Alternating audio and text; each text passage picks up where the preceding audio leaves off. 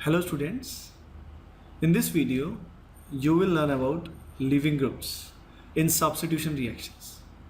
आज आप जानेंगे कि लीविंग ग्रुप्स जो होते हैं सब्स्टिट्यूशन रिएक्शंस में वो होते क्या है, what are they, the definition, और वो किस किस टाइप के हो सकते हैं, और किस लिविंग ग्रुप को हम गुड लिविंग ग्रुप बोलेंगे और किस लिविंग ग्रुप को हम बैड लिविंग ग्रुप बोलेंगे.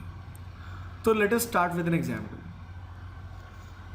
Late us say in this reaction we have taken this chloroethane.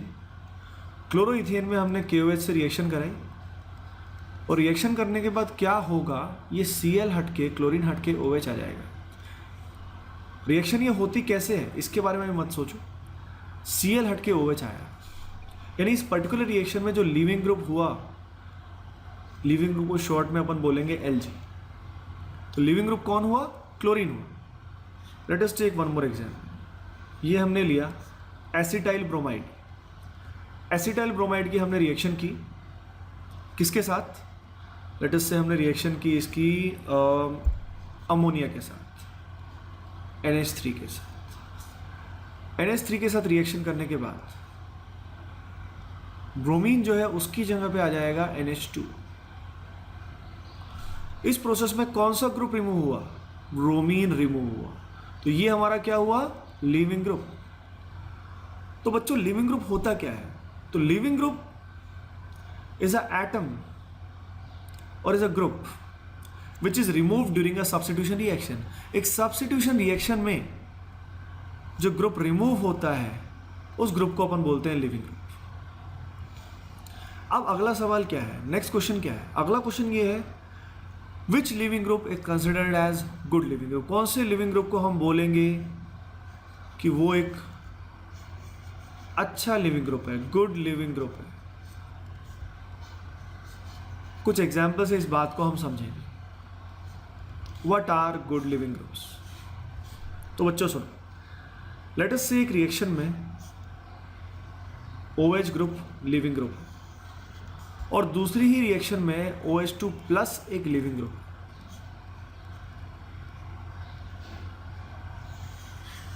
अब रिएक्शन में क्या होगा?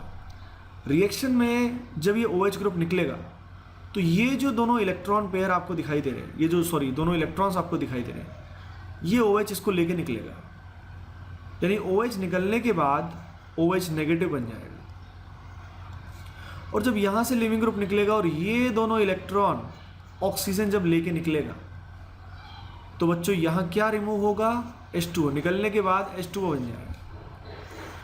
अब खुद ही सोचिए, इन दोनों में से रिलेटिवली निकालना आसान किसको रहेगा, फर्स्ट वन को या सेकंड वन को? यू कैन नोटिस इस केस में फर्स्ट वन को निकालना बहुत ही आसान रहेगा, सेकंड वन को निकालना बहुत ही आसान रहेगा, क्योंकि निकालने के बाद जो स्पीसी बन रही है, द स्पीसी इज न्यूट्रल. स्पीसी क्या है? न्यूट्रल. और इस वाले केस में, लेफ्ट वाले केस में जो स्पीसी है वो क्या है बच्चों? It is negatively charged. PC negatively charge. तो यानी अच्छा लिविंग ग्रुप कौन कहलाएगा? जो ये OH2 प्लस है, it is a better leaving group. ये बेटर लिविंग ग्रुप है क्योंकि ये निकालने के बाद क्या हो रहा है? स्टेबलाइज. तो what are considered to be good leaving groups? बच्चों गुड लिविंग ग्रुप वो होते हैं जिनको रिमूव करने के बाद वो स्टेबल होते हैं. Let us take few more examples. अगला एग्जांपल लिया. इस अगले एग्जांपल में बच्चों हमने क्या लिया? फ्लोरोइथेन लिया, फिर लिया क्लोरोइथेन, फिर लिया ब्रोमोइथेन. इन तीनों में 3 लिविंग ग्रुप्स हैं. पहला F, दूसरा Cl, तीसरा Br. तो बच्चों आप सोच सकते हैं जब F को हम रिमूव करेंगे तो रिमूव होने के बाद F क्या बनेगा? F minus, F negative. Cl निकलने के बाद बनेगा Cl माइनस. और बच्चों Br निकलने के बाद क्या बनेगा? Br negative. तो इन तीनों में सबसे अच्छा लिविंग ग्रुप कौन सा हुआ? तो बच्चों ये आपको सभी को पता होगा कि फ्लोरीन एटम जो होता है इसका साइज स्मॉल होता है, क्लोरीन का उससे थोड़ा बड़ा होता है, ब्रोमीन का उससे और बल्कि साइज होता है. अब जितना बल्कि साइज होगा उस पर नेगेटिव चार्ज उतना अच्छे से डिस्पर्स होगा. लेकिन अगर बच्चों साइज छोटा सा है तो चार्ज डेंसिटी जो होगी इस एटम के surrounding that will be very high, charge density बहुत ही क्या होगी, ज़्यादा होगी। तो इन दोनों में F माइनस और Br माइनस में रिलेटिवली ज़्यादा स्टेबल कौन है, Br माइनस, क्योंकि इसका साइज ज़्यादा है तो चार्ज डेंसिटी कम है तो स्टेबिलिटी ज़्यादा है।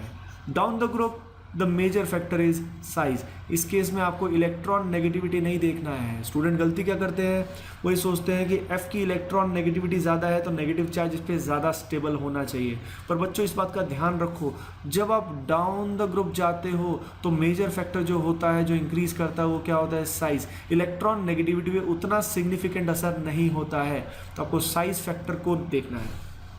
नेक्स्ट एग्जाम्पल, लेट अस से हमने यहाँ पे लिया methyl as a leaving group. अगला बच्चों हमने क्या लिया, अगला हमने लिया NH2। नेक्स्ट जो हमने लिया वो क्या लिया, वो हमने लिया OH। अब इन सब में नोटिस करते हैं कि कौन सा बेटर है। पहले वाले केस में अगर हम इस लिविंग ग्रुप को रिमूव करेंगे तो बच्चों ये बन जाएगा CH3 नेगेटिव, और अगर NH2 को हम रिमूव करेंगे बच्चों तो यहाँ बन जाएगा NH2 नेगेटिव, और अगर हम OH को निकालेंगे बच्चों तो यहाँ बन जाएगा OH नेगेटिव। अब ध्यान से नोटिस करो, यहाँ पे कार्बन एटम पे नेगेटिव है, यहाँ पे नाइट्रोजन पे नेगेटिव है, और यहाँ पे ऑक्सीजन पे नेगेटिव है। तो ये सभी एक पीरियड से बिलोंग करते हैं। पीरियड में लेफ्ट टू राइट हम जाएंगे तो हमें मिलेगा पहले कार्बन, फिर मिलेगा नाइट्रोजन, फिर क्या मिलेगा, ऑक्सीजन। तो इस वाले केस में जो मेजर फैक्टर जो बदलाव हो रहा है वो किसका हो रहा है, इलेक्ट्रॉन नेगेटिविटी का। यानी जितनी ज़्यादा इलेक्ट्रॉन नेगेटिविटी एटम की होगी उस पर नेगेटिव चार्ज उतना ही ज़्यादा स्टेबल होगा, क्योंकि वो एटम उसको ज़्यादा क्लोजली होल्ड कर पाएगा, न्यूक्लियस के करीब रख पाएगा। तो आपने देखा सबसे स्टेबल कौन हुआ, OH नेगेटिव। ये जो स्टेबिलिटी का ऑर्डर आता है निकलने के बाद, यही सेम ऑर्डर आता है लिविंग ग्रुप्स का। ओके बच्चों, let us take the next example. अगला एग्जाम्पल लेते हैं। Let us say we have taken ROH। हमने अल्कोहल लिया है, दूसरा जो लिया है वो क्या लिया है, एल्काइल हैलाइड। अब इन दोनों में बेटर लिविंग ग्रुप कौन सा है बच्चों, इन दोनों में बेटर लिविंग ग्रुप है क्लोरीन। क्यों, क्योंकि ROH में से जब OH को हम रिमूव करेंगे तो यहाँ बनेगा OH नेगेटिव, और RCl में जब Cl को रिमूव करेंगे तो बनेगा Cl नेगेटिव। अब Cl का साइज जो है, यहाँ पे हमने साइज फैक्टर क्यों देखा बच्चों, इलेक्ट्रॉन नेगेटिविटी क्यों नहीं देखी, क्योंकि डिफरेंट पीरियड से बिलोंग करते हैं। और जब डाउन द ग्रुप जाते हैं तो मेजर फैक्टर क्या होता है बच्चों, साइज। तो Cl पे नेगेटिव चार्ज ज़्यादा डिस्पर्स होगा इफेक्टिवली। तो आंसर विल बी दिस। अगला एग्जाम्पल लेते हैं। कुछ अगले एग्जाम्पल और भी इम्पॉर्टेंट है, जैसे ROPH, RO, इसके साथ हमने लिया बेंजीन। इसके बाद let us say we have taken ROC double bond OCH3। अब इसमें लिविंग ग्रुप पहले केस में हमने इसको माना है, अगले केस में लिविंग ग्रुप हमने इसको माना है, and in the third case we have taken the living group as this particular group। इसमें सल्फोनिल ग्रुप को हम ले रहे हैं। तो बच्चों इन तीनों में लिविंग ग्रुप का ऑर्डर अपने को देखना है कि क्या होगा। इन तीनों में लिविंग ग्रुप जो होगा सबसे बेहतरीन बेस्ट लिविंग ग्रुप होगा C, उसके बाद B, उसके बाद A। What is the reason behind this बच्चों, जब यहाँ से इस बॉन्ड को ब्रेक करके इस इलेक्ट्रॉन पेयर को O लेगा तो इस केस में बनेगा O नेगेटिव, और साथ में क्या होगा, sulphur double bond O double bond O, और साथ में क्या होगा, मिथाइल। अब अगर ऐसा होगा तो यू कैन नोटिस ये O नेगेटिव इस पाई बॉन्ड के साथ क्या करेगा, रेजोनेंस।